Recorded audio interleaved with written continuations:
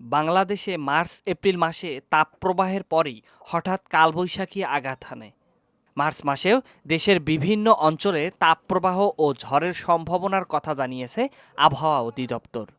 কালবৈশাখী ক্ষণস্থায়ী একটি ঝড়, তবে এর ক্ষতির মাত্রা ব্যাপক হয়ে থাকে।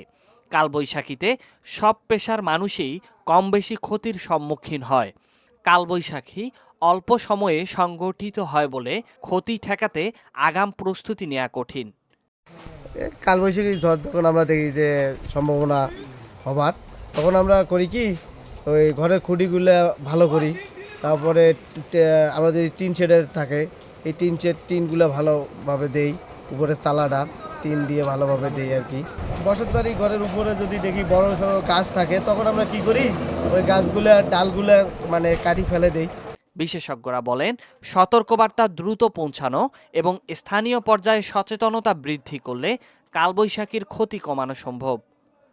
যে কালবৈশাখী ঝড় একটি দুর্যোগ। কালবৈশাখী ঝড় সাধারণত বাংলা মাসের চৈত্র এবং বৈশাখ মাসে হয়ে থাকে।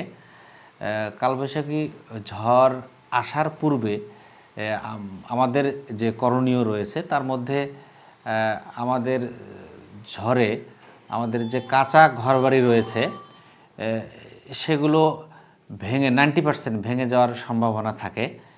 তো সেই কারণে ঝড়ের আগে ঘর মেরামত, এরপরে আমাদের যে গাছপালা যে রয়েছে, এই গাছপালার বিশেষ করে গাছের যে ডালপালা, যেগুলো বড় ডালপালা, এগুলোও কেটে দিতে পারি।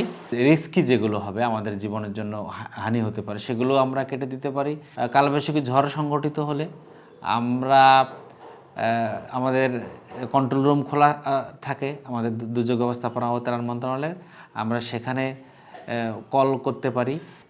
কালবৈশাখী ঝড় সংঘটিত হলে তাৎক্ষণিক আমাদের কন্ট্রোল রুমে আমাদের যে ক্ষয়ক্ষতির যে হয়ে থাকে সেই বিষয়ে আমাদেরকে অবহিত করলে আমরা ওই পরিবারের বা ওই সমাজের নিড বেস যেটা প্রয়োজন, আমরা সেই সহায়তা সরকারের পক্ষ থেকে করে থাকি। যদিও কালবৈশাখীর পূর্বাভাস সবসময় নিশ্চিত নয়, তবে আগাম সতর্কতা ও জনসচেতনতা বজায় রাখা জীবন জীবিকা এবং ফসলের জন্য জরুরি। তানভীরুল ইসলাম, রেডিও চিলমারী।